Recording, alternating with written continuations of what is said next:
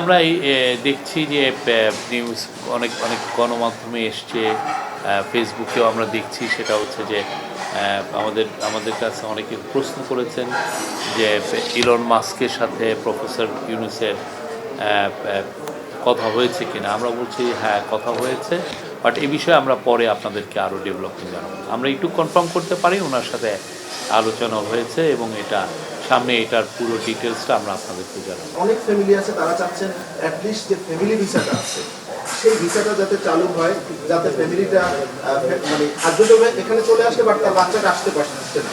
এই ব্যাপারে কোনো কথা হয়েছে কিনা, নাম্বার ওয়ান। নাম্বার টু হচ্ছে আর একটা ভিসা হচ্ছে এখানকার যে নাবিক আছে, নাবিকদের ভিসা নাবিকদের যে ট্রান্সফারের ক্ষেত্রে এটাও কিন্তু খুব স্যার জটিল একটা বিষয়।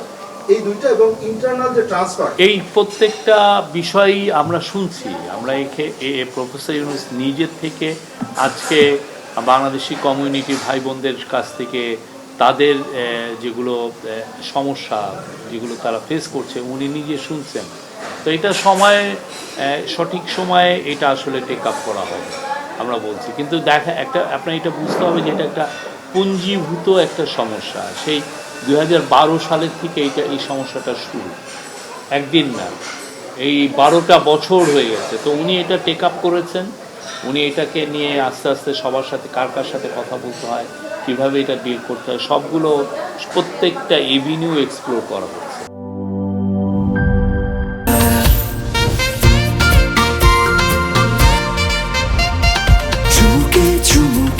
Enjoy the life, চলো উড়াই খুশি তুলে নিয়ে হাতে।